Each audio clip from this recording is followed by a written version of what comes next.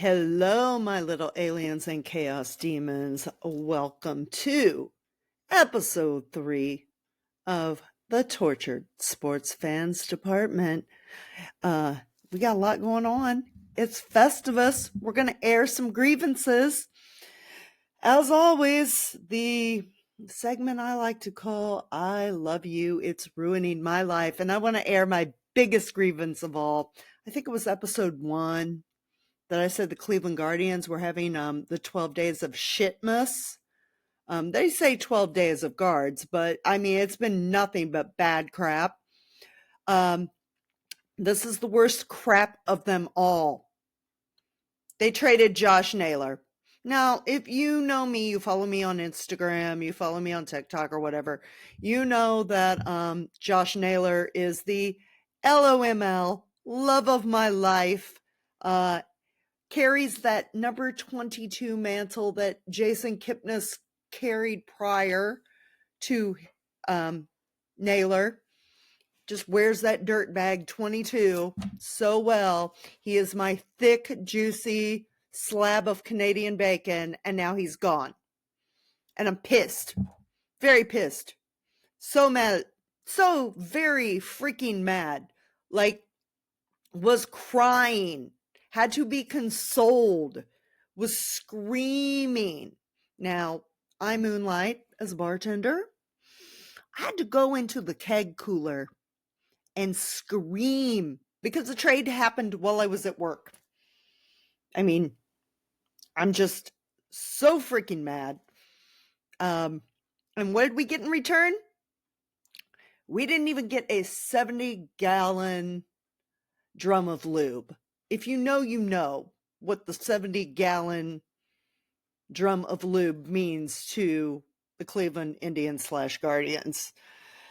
Do you think they might have gotten someone in return for him? No. They got some pitcher named Slade, who I'm literally just calling the devil. You know why he's the devil? His ERA is 6.66. Yeah. A fringe freaking starter, 5th starter, a Carl Willis reclamation project. Now, don't get me wrong, some of those reclamation projects have gone very well for the Guardians. Some have not. Oh, and the opportunity to select someone down the road who may or may not pan out. We all know how draft picks work out. It's like, let's go to the casino and play roulette and see if it, hits on black or something. And what do we get at first base now? We get for $12 million Carlos Santana's 3rd time in Cleveland. So we basically, for $12 million, get the Carlos Santana sentimental nostalgia retirement tour party. That's just me slow golf clapping. Don't get me wrong. I love Carlos Santana. I've got a Carlos Santana magnet on my refrigerator. I probably somewhere in this place have a Carlos Santana shirt. But he doesn't hit 30 home runs like Josh Naylor. I understand that Josh is dealing with some injuries. He was more than likely playing beyond hurt at the end of the season and the postseason, which harmed his production. And there's worries about his weight and everything. I will say, I've been to enough Guardians games in person to tell you that he is not as heavy as he looks on camera, on TV. The camera truly does add 10 to 20 pounds. I mean, look, yeah. I mean, judging by all the guys who tell me I look fat on the internet, yeah, the camera adds some weight. So there's that. However, not everything's bad. We got John Kinsey Noel owning up that name of Big Christmas, and I love it. Just showing up, posing with mall Santas, dressing up like Santa, being all holly jolly Christmas, and I appreciate it. Truly freaking appreciate it. OSU's not ruining my life this week. Definitely not ruining my life. Like, no Festivus beef with Ohio State right now. I could have. I was very damn scared. Very damn scared. Because, again, Saturday, I had my Ohio State bling necklace. I don't know if I posted the photo on my Instagram or not. And there's links to my Instagram. I don't know. On here. Just, I'll be like Kirk Signetti. Google me. You'll find my Instagram. Anyway, I had this bling Ohio State necklace, and it's, got like fake rhinestones or whatever. My late parents bought it for me. Okay. About 30 minutes before cake. I know it happened before the Naylor trade news broke. Anyway, I was adjusting the necklace, and it's like top row says Ohio, the bottom row says state. It's metal with like these rhinestones. The S breaks off of Ohio State, like before the game starts. And I'm like, oh my God, this is an omen.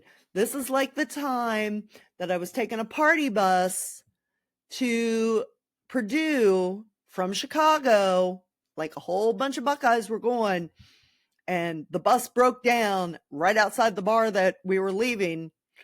And I was like, this is a bad omen. This is a bad omen. And that was when Purdue had the cancer kid and beat the crap out of Ohio State in like the first quarter. And I froze my ass off and everything. And I was like, this is a bad sign, bad omen. So the necklace breaks. Then the news breaks that Josh Naylor got traded. And I am at my night job having a total freak out because I'm like, I'm superstitious as crap. Who would have thunk? A Scarlet Witch being, superstitious and everything. And I'm like, this is not going to go well. I just know I'm going to be down bad crying in the freaking walk-in cooler by the end of the night, or down bad crying on the CTA train in Chicago by the end of the night. Thankfully not. Thankfully, Ohio State scored on their very first possession, and it went very, very well for the Buckeyes. I guess we will let Ryan Day keep his job for another week. We'll see. I don't know. I still don't trust the man.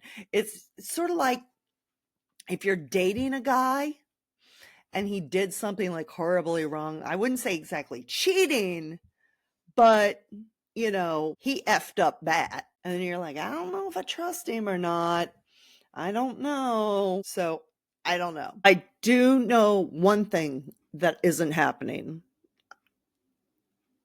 One thing that's not happening is the state of Ohio is never beating the dog and cat allegations after what the Buckeyes did to the Wildcat and Smokey on Saturday.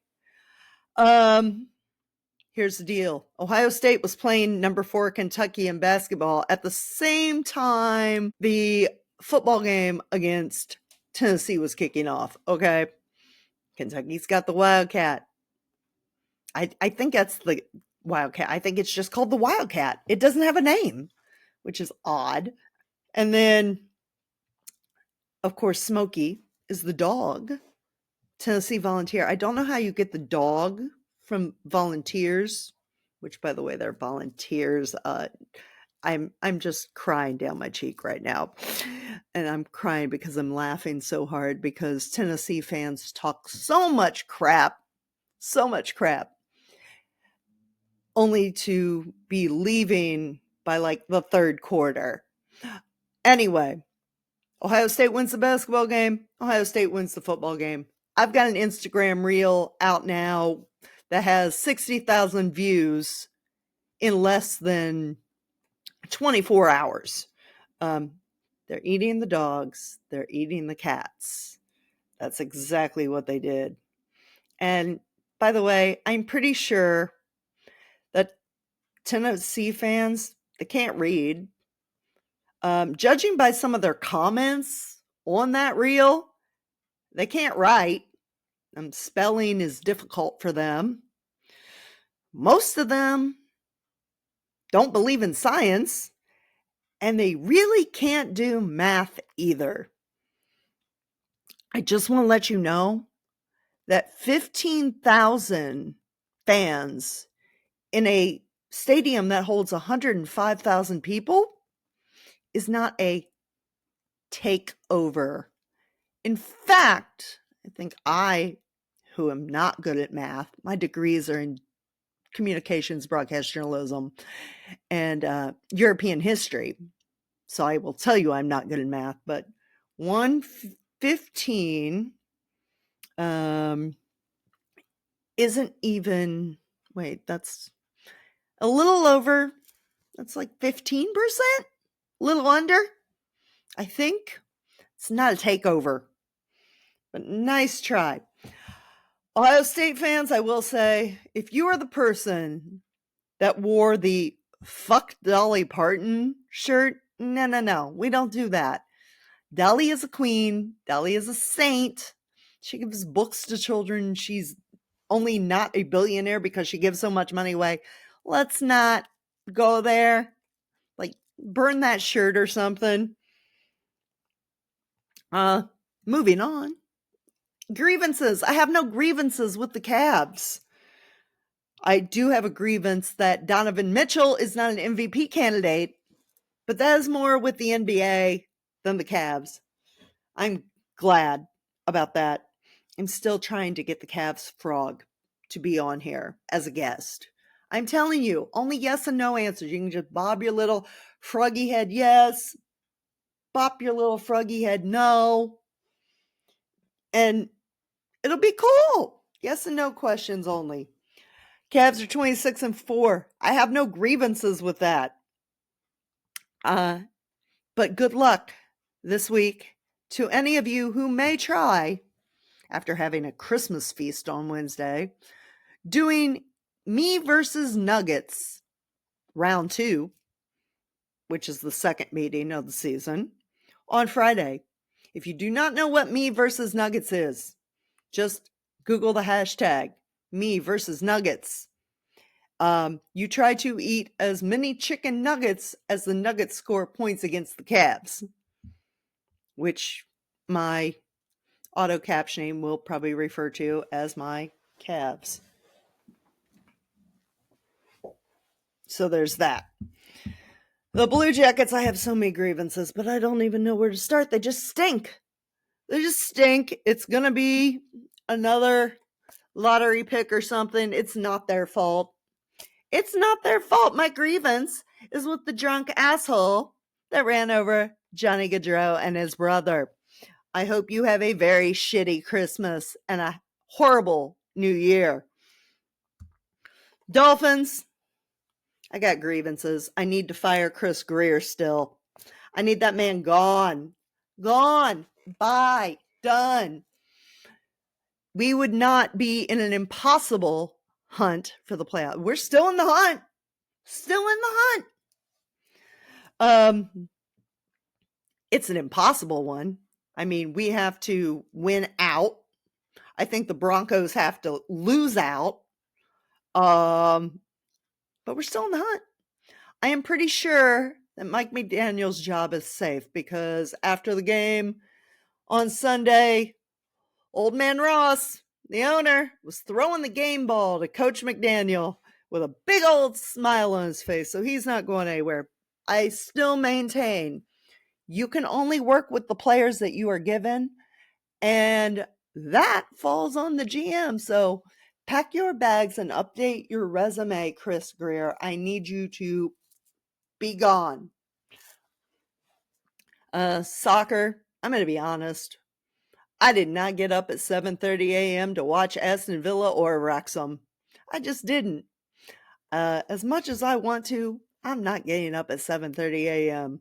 Play later. I don't know. Time zones. That's what I have a grievance with. I have a grievance with time zones. And the problem is not going back and watching it later because I am addicted to my damn phone. So I open up Instagram and all of a sudden there's the score because the algorithm knows I want to see it. Anyway, Aston Villa is 6th in the EPL. Wrexham has dropped down to 3rd in League One. I'm like, Ugh. Out of promotion right now. Well, the playoff promotion, there's that. Or wait, no, they're still in promotion. I think it's 4. I don't know. I know leagues change. I'm still learning about all the lower leagues other than EPL. So if you want to educate me, leave some comments. There's that. Okay, now that I've aired my damn grievances with my own teams, and they're not all ruining my life, let's move on to other stuff. I do have a damn beef with Tony Kornheiser from Pardon the Interruption. Don't get me wrong, I love Pardon the Interruption. I like Around the Horn too, and I'm going to cry my eyeballs out when they air that last episode next month. I love me some damn Around the Horn. That's because how I became a fan of both Sarah Spain and Mina Kimes. Okay. Tony said that this is college football attempting to spit in the eye of the NFL, referring to scheduling the playoff games on Saturday when the NFL is playing. I know you're Canadian, but let me explain it to you. Friday night is for high school teams. Saturday is for college. Sunday and Monday, traditionally, up until a while ago, was for the pros. We just got this Thursday night game, what, a couple years ago, maybe 5 years ago or something? I mean, yes, Thanksgiving games, those are on Thursdays, but I mean, the NFL needs to stay in its fucking lane. I said what I said.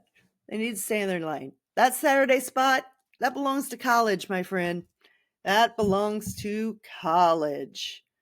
We will circle back to the high school teams playing on Friday nights, though.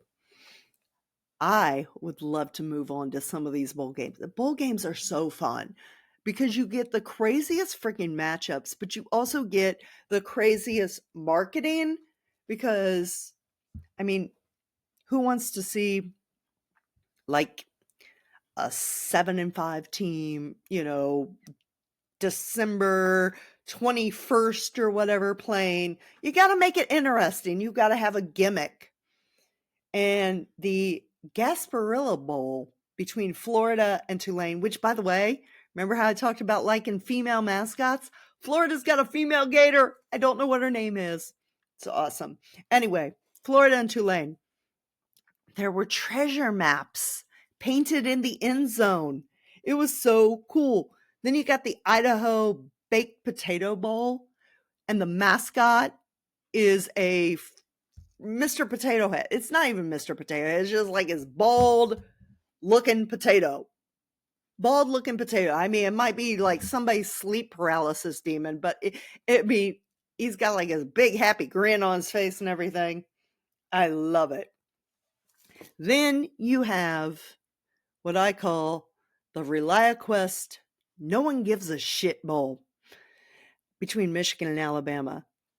Michigan, you don't belong in this bowl game. The only reason you're in this bowl game at 7-5 against Alabama, who some argue should have been in the playoffs. I don't think they should have been in the playoff, but still. The only reason you're there is because you're Michigan and ratings, and your fan base probably travels well. But it is the nobody gives a shit bowl. You're like, what's a ReliaQuest? Well, I'll tell you. It's cybersecurity. Something Michigan doesn't know about, because if they had better cybersecurity, they probably wouldn't have gotten busted cheating. It's appropriate. The jokes write themselves sometimes. I just love it. By the way, I don't know what Pop-Tart is in the lead for the Pop-Tarts Bowl, but the Pop-Tarts Bowl is still my favorite bowl. I talked about last week. I can't wait to find out which damn Pop-Tart they are eating. I'm just freaking excited. But let's talk about the bowl games that actually freaking matter. The playoff. The playoff. Let's remember how I said high school teams play on Friday nights? Yeah. Indiana, Notre Dame in the overrated Fraud Bowl in snowy, cold South Bend. I chickened out. I did not go.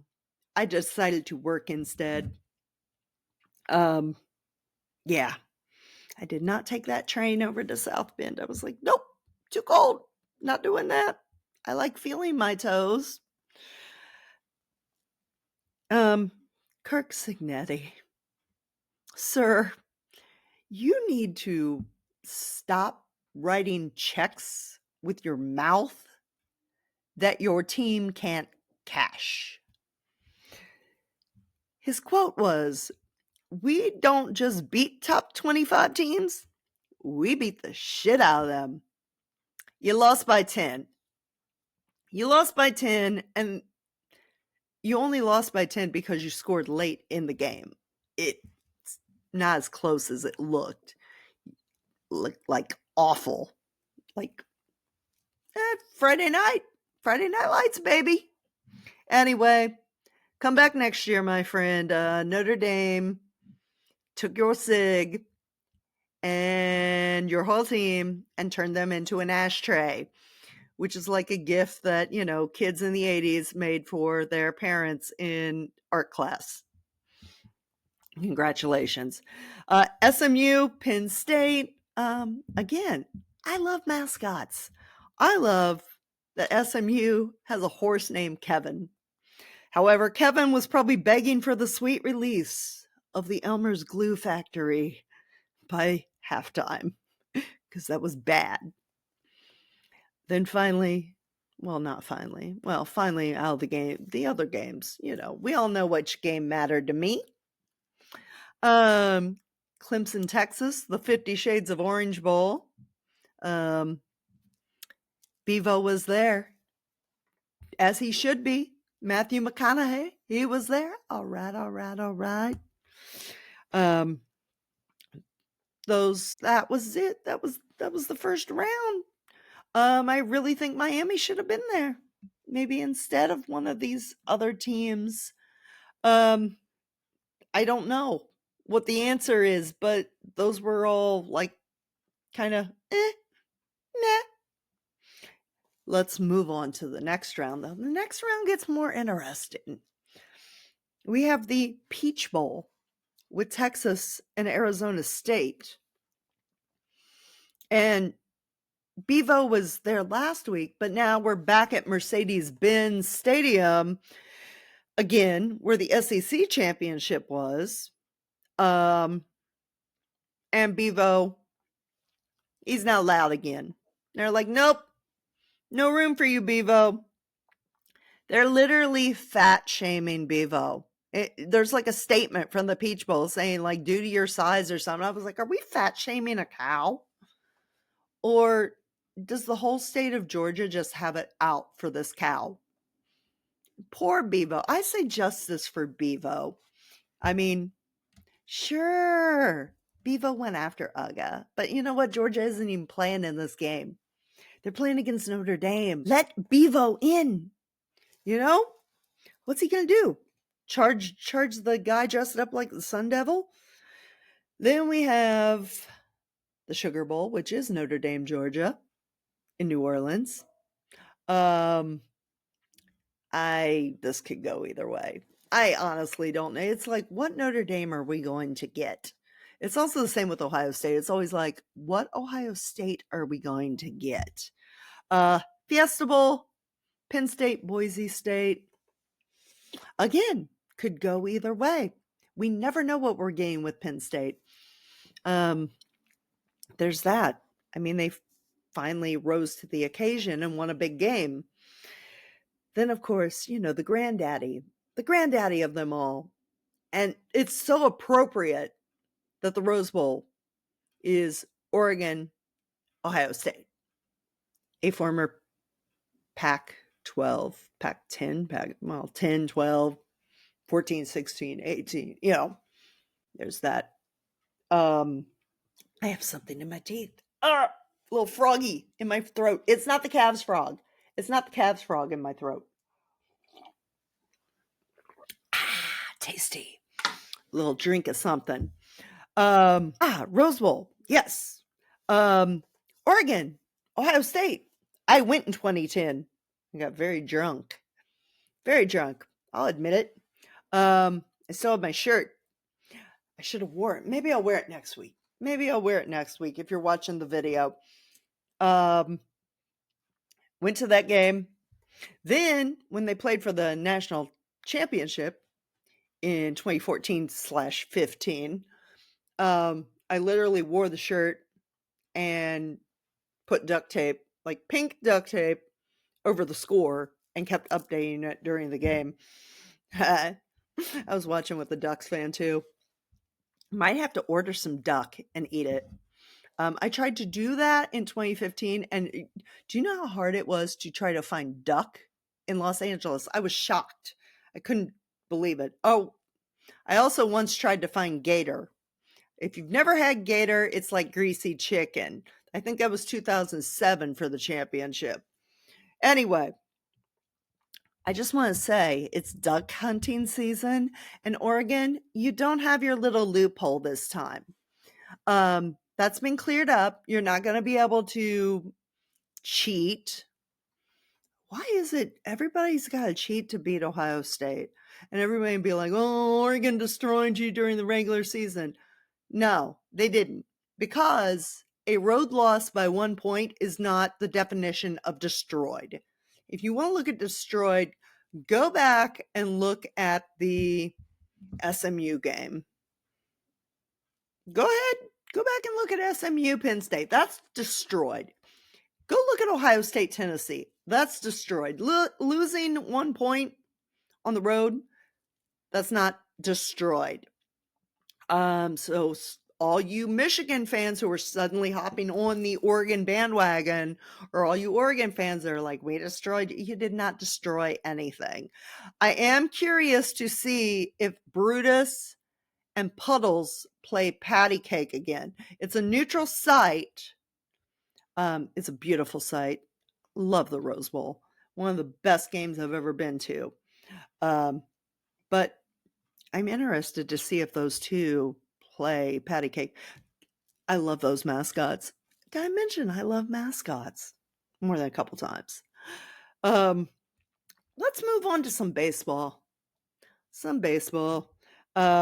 The Cubs traded Cody Bellinger to the Yankees, and I'm starting to think that maybe my Yankees hex is taking hold. Like it's growing some roots. If you don't know, I buried stuff at Yankees Stadium, including some Buckeyes. Why? Because, you got to keep it Ohio real. After the Yankees beat the Guardians in the ALCS, and, sometimes the witch got to be witching. So I buried some things.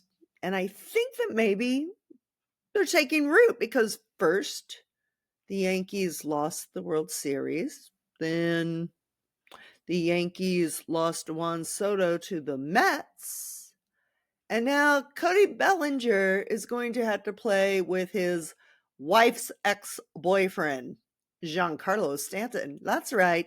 Cody Bellinger's wife used to bang Giancarlo Stanton. This is going to be fun. Just get me some popcorn. Like, I just want to see this, how this goes down. This could be very, very interesting. Another thing that could be interesting, Sammy Sosa's apology and reunion with the Cubs.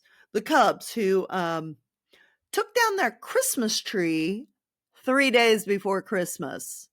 Like, are you just celebrating the winter solstice and that's it? Because you don't want to, show bias or be partial to Christmas, and you want to, I don't, are you saying that you're celebrating the pagan holidays? What's going on here? Is it because of the Winter Classic? Is that what's going on? Anyway, Sammy Sosa, he has this apology. He dances around the whole fact that he actually did steroids. And now I guess it's cool that Sammy Sosa's with the Cubs. So that's that. I'm still confused about the Christmas tree. If anybody knows, I'm pretty sure it's because of the Winter Classic being at Wrigley Field, but it's Winter Classic. Isn't Christmas a part of winter? Or was there something to do with like union or contracts? Why can't the Christmas tree come to the Winter Classic? I just want to know. Sad note, Rickey Henderson passed away. I grew up watching Rickey Henderson. Literally a month before I graduated high school, because I'm old. I'm a dinosaur, but I'm like your favorite Gen X sports girly. Or I'm becoming your favorite Gen X sports girly. Literally a month before I graduated high school, Rickey Henderson broke the all-time steals record. Yes, he is the greatest to ever do it. And I do mean the freaking greatest. I mean, Willie Mays Hayes, Ricky's kind of the inspo for that player, I think, because, he bought all the 100 gloves for every base he was going to steal. Let me put it in comparison. Ellie De La Cruz of the Reds stole 67 bases this past season. He would literally have to steal 70 bases for the next 20 years, and he still wouldn't have as many stolen bases as Rickey Henderson had in his 25-year career. That's just freaking insane. Rickey, you were a gem. I honestly believe that Rickey Henderson died of a broken heart. Died of a broken heart of the Athletics being moved out of Oakland because John Fisher is a Scrooge and a cheap ass. I know a lot about cheap ass owners. Larry Dolan. Yeah. Anyway, I honestly believe he died of a broken heart and never wanted to see the Athletics anywhere but Oakland, being from Oakland himself. Finally, who the hell broke Aaron Rodgers? Let's just move on to some football here. Who broke Aaron Rodgers? I need this answer. I was going to have a Jets fan on. Might have him on next week. I was going to have him on, but I was supposed to record this tomorrow, but I had some last minute Christmas plans pop up, and I'm now going to be traveling tomorrow. So we're going to have to touch base on that. But I need to know, who broke Aaron Rodgers? Or was he just always that way? Was he just always that way? How are you so dumb for having gone to Cal? Or or is it me that you're so out there that that's why you went to Cal? There's book smarts and there's street smarts. I think he is definitely, I don't know that he's either. Maybe he's very book smart. He just doesn't open them and read them. But I don't understand how you go to Cal and you are this dumb. Honestly, I mean, don't get me wrong. The dude won me a shit ton of money in fantasy football from like 2011 to 2014. But he's honestly just a few inappropriate photos away from being Brett Favre 2.0. Literally. And I'm not blaming women, but I need to know who broke him. Was it Danica Patrick? Did she break him?